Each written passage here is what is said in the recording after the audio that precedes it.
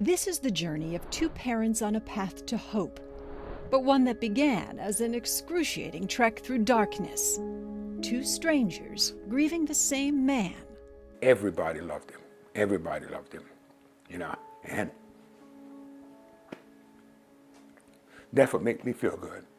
Ian was a loving, his smile and his personality. You loved him? Yes, I did. Ian Taylor died in a hail of gunfire last November. But the law enforcement officer didn't die in the line of duty. He died at home after opening his door to a troubled but familiar face. And when I answered the phone, the girl was screaming in the phone. And she said they shot Ian.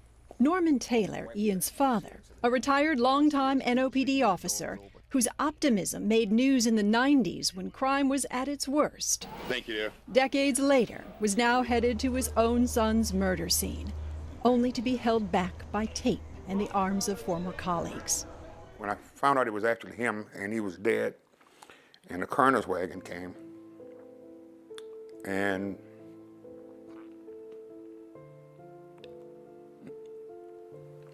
it was hard.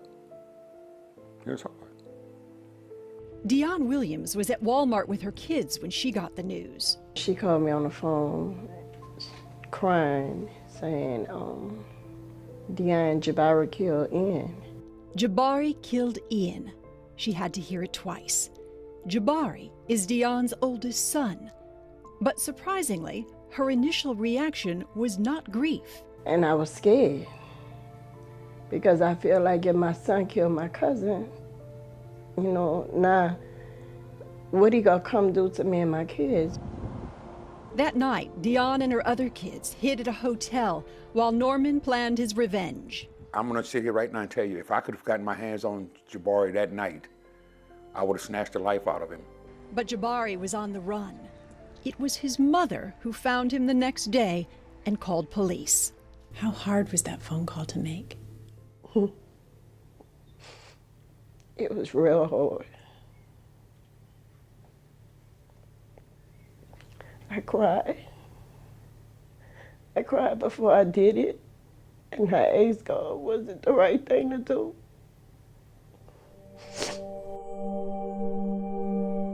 With Jabari now in jail, Norman plotted how to get there too. I was gonna do something to get arrested, just so they can put me in the cell with him. If they possibly could have put me in the cell with him, I was gonna kill him.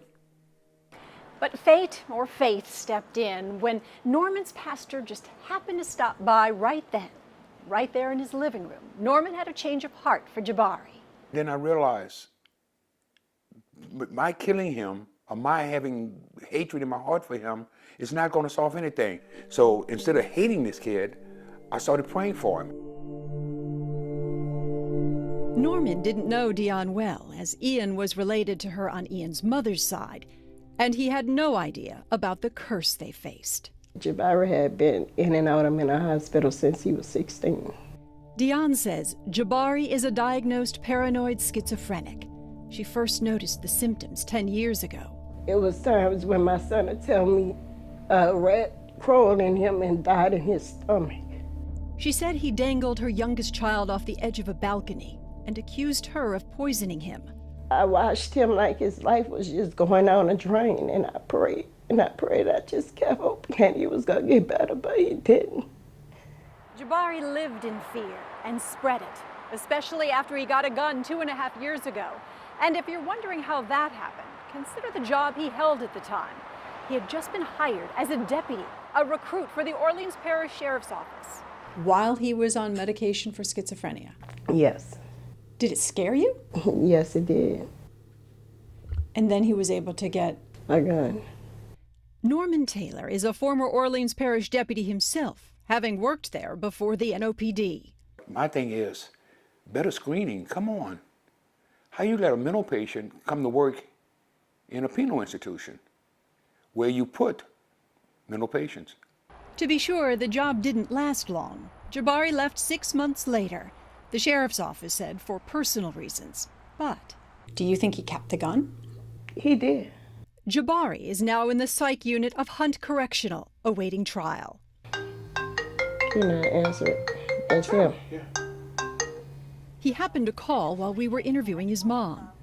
I don't know. I can check back and see. You can check back and see, or you gotta go check back and see because like I told For nearly 9 minutes, Jabari repeats himself, seemingly not comprehending his mom's replies. Dion hopes he's on his meds now. It's likely he wasn't at the time of the shooting. Dion had kept the pills he'd been prescribed 4 days before the murder. 30 had been prescribed, and 30 are still there. I didn't know initially that he was a mental patient, and that even made me more not want to hate him. Norman has been fighting crime and hate his whole life. Get in line, gentlemen, get in line, fix that hat. He was the officer who back in the 90s, on his own time and dime, created the Making Friends Club, bringing together kids from rival neighborhoods. They're all gonna be friends, eventually. Norman has always fought hate with love, and so perhaps it's not surprising he moved far beyond praying for Jabari to forgiving him. What do you want to have happen to Jabari? I want him to get help. I want him to get help. I want him to get mental help. I want him to get better. I don't want to see him rot in jail. Yeah, I didn't think that he was going to forgive me, less known my son, who took his son's life. This is Ian's hat. They are two parents on the path to hope. I know. Oh, that's my baby. That's my baby. A trek beyond darkness, where their love for both the gentle giant and the cousin who killed him leads to peace. Karen Swenson, Eyewitness News.